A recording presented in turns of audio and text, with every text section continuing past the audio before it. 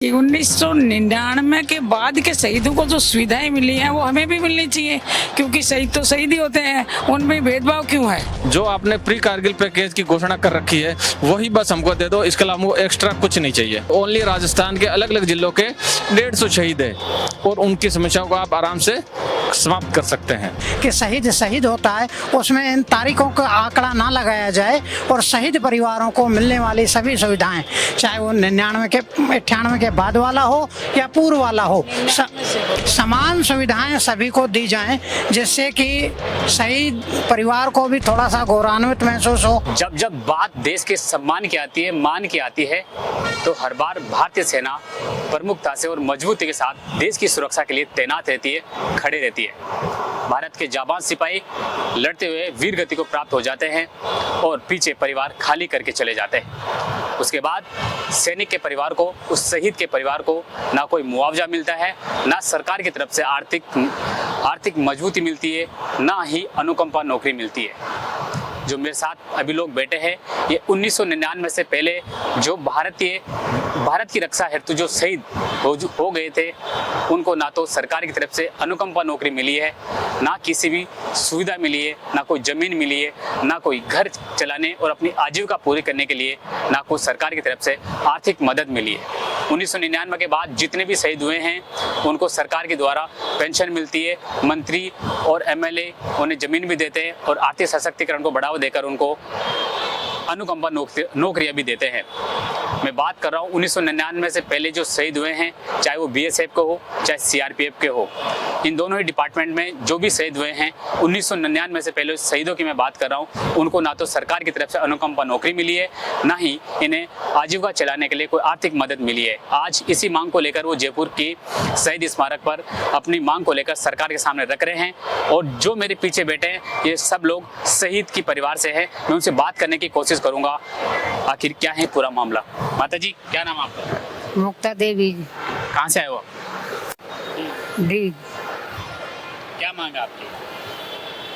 मांग तो भैया मेरी अल्लाह ला के लगावे कि ये जब लग जाए तो ही काय मांग होती सरकार से?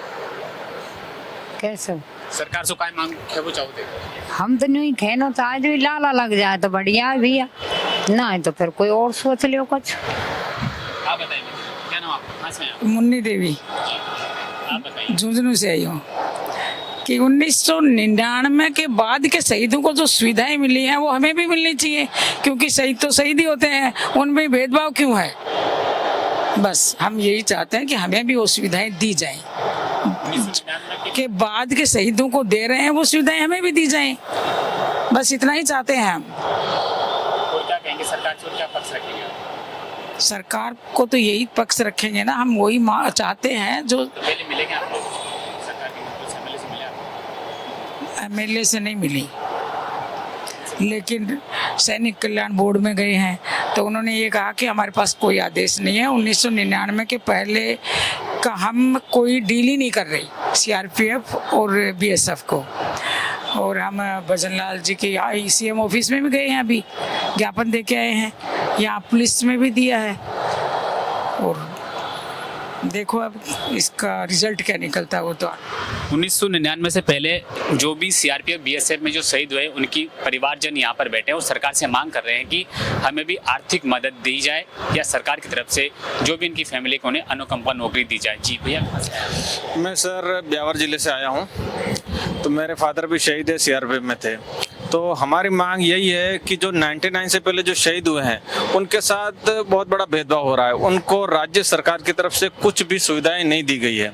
तो मैंने कि एक स्कूल का नामकरण है और उसके बाद में उन्होंने राजस्थान सरकार ने खुद पैकेज की घोषणा कर रखी है, प्री कारगिल पैकेज, जो 99 से पहले जो शहीद हुए हैं उनको देना है।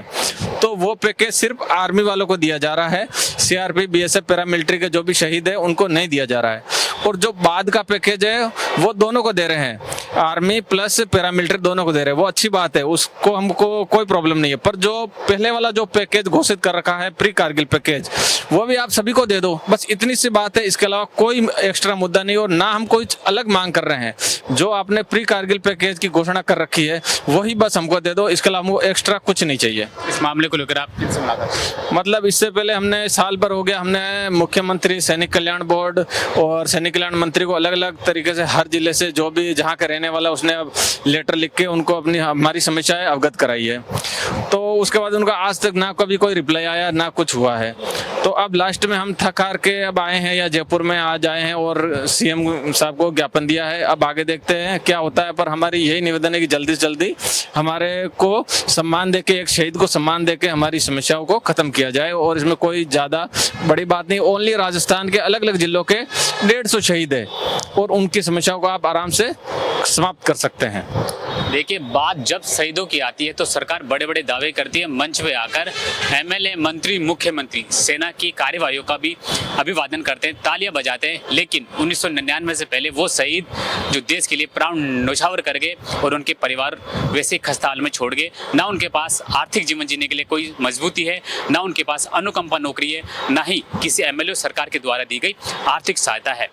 ये 1999 से पहले जो 150 जवान शहीद हुए थे, चाहे बीएसएफ से हो चाहे सीआरपीएफ से हो, उनकी फैमिली यहाँ पर धरने पर बैठी है, सरकार से मांग कर रही है कि हमें भी सम्मान दिया जाए, हमें भी अनुकंपा नौकरी दी जाए और आर्थिक मदद दी जाए ताकि हम अपने घर का, परिवार का खर्चा चला सके। और मैं जाने की कोशिश करूंगा। सर, क्या नाम आपका? मेरा नाम अजय सिंह गुर्जर है। मैं गांव मुंडिया, तहसील टोडा भीम, जिला करौली से आज यहाँ आया हूँ।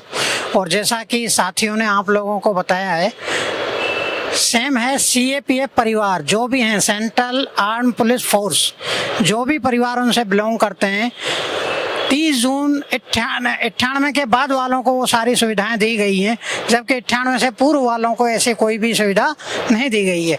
हम सरकार से यही मांग करते हैं कि शहीद होता है, उसमें इन तारीखों का आंकड़ा ना लगाया जाए और शहीद परिवारों को मिलने वाली सभी सुविधाएं, चाहे वो 98 के बाद वाला हो या पूर्व वाला हो, समान सुविधाएं सभी को दी जाएं, जिससे कि शहीद परिवार को भी थोड़ा सा गौरवान्वित महसूस हो और सरकार को जो अपने दावे करती है कि हम सभी शहीद परिवारों को वो सम्मान देते हैं, उनको भी हम जो परिवार आज यहाँ बैठे हैं 15 परिवार, हम सभी परिवार व्यक्तिगत तौर पे मुख्यमंत्री साहब के पास और सभी के पास पहले ज्ञापन भी दे चुके हैं, अपने आप प्रार्थना पत्र भी दे चुके हैं, लेकिन उस पर अभी तक कोई भी सुनवाई नहीं हुई है, जिसके कारण कि मजबूरन आज इन सभी परिवारों को यहाँ जयपुर में आकर ये धरना प्रदर्शन करना पड़ रहा है। हम सरकार से निवेदन करते हैं, गुजारिश है कि जो भी शहीद को मिलने वाली सुविधाएं हैं वो सारी सुविधाएं हमें दी जाएं। हम इतनी सी गुजारिश करते हैं और अगर हमारा मान लिया जाएगा तो बहुत अच्छा है, नहीं तो अब हम आगे की रणनीति तैयार करके और आगे का भी हम पृष्ठभूमि तैयार करके बता देंगे कि हम आगे क्या करने वाले हैं। देखिए, विडम्बना देखिए, मजबूरी देखिए, देश का शहीद जवान हो जाता है, उसका परिवार आर्थिक स्थिति और सम्मान के लिए दर दर भटकता है, लेकिन सरकार तो अपने मंच पर और अपने भाषण में बड़े बड़े दावे पीटती है कि जो सैनिक है वो हमारा गौरव है और देश की सुरक्षा के लिए वो चाक चौबंद के 24 घंटे रूप सीमा के पार खड़ा रहता है। लेकिन शहीद होने के बाद सरकारें, और सच्चाई तो यह है, शहीद होने के बाद सरकारें परिवार की तरफ देखती भी नहीं है और परिवार आर्थिक सहायता के लिए धर धर भटकता रहता है। मामला 1999 का है, उसको लेकर 2025 चल गया है, 25 साल बीत गए हैं, सरकार की तरफ से ना तो इनकी तरफ देखा गया है, सरकार बार बार अनदेखी कर रही है, क्योंकि ये सैनिक कल्याण बोर्ड से मिल चुके हैं, मुख्यमंत्री को पत्र लिख चुके हैं, पूर्व उप मुख्यमंत्री को पत्र दिया जा चुका है, तमाम नेताओं एमएलए को पत्र दिया जा चुका है, लेकिन अब तक इनकी सुनवाई नहीं हुई है। मजबूरन शहीद के परिवारों को शहीद स्मारक पर धरने की नौबत आ गई, धरने पर बैठे हैं। अब देखने वाली बात होगी कि सरकार कब तक इनकी मांग की तरफ देखती है। भैया, क्या नाम आपका? सर, मेरा नाम खुशीराम गुजर है जी, बताइए। अब मेरे पिताजी शहीद हुए थे और 1999 में सरकार हमारे साथ भेदभाव कर रही है। 1999 से पहले जिनको शहीद हुए हैं उनको कोई भी मतलब लाभ नहीं है, और 1999 से पहले जितने भी शहीद हुए हैं उनको भी मिला है। तो हमारी मांग ये है कि जो 1999 से पहले जो शहीद हुए हैं तो उनको भी वही लाभ मिले जो 1999 के बाद में मिला है। हमारी यही मांग है बस। जी, मैं एक बार और बात कर लेता हूँ आखिरी। भैया, आप बताइए। भाई बोल रहे हैं ये कि जो 1999 से बाद में जो प्री कारगिल पैकेज सभी को दे रहे हैं, वही कारगिल पैकेज 1999 से जो पहले शहीद हुए हैं उन सभी परिवार को दिया जाए। हमारी मांग यही है। नहीं, हम मुख्यमंत्री से मिल चुके हैं, अपने विधायक से मिल चुके हैं, कोई नहीं सुनता है। ये है भाई। विधायक जी बोलते हैं करवा देंगे। विधायक जी नौशम चौधरी जी जी। इससे मुलाकात हुई आपकी? नौशम चौधरी जी से मुलाकात हुई हमारी। नहीं, उसके अलावा किसी सैनिक कल्याण बोर्ड गए, उस दिन से ही भटक रहे हैं सर। जी, कामा से जी। देखिए ये शख्स इनका कहना है कि वर्तमान जो कामा से विधायक है नौक्षम चौधरी को इन्होंने ज्ञापन भी दिया है, सरकार के नाम का ज्ञापन दिया है और अपनी आवाज़ विधानसभा में या फिर सरकार के सामने पक्ष रखने की बात भी कही है, लेकिन उन्होंने सुनने से ही मना कर दिया।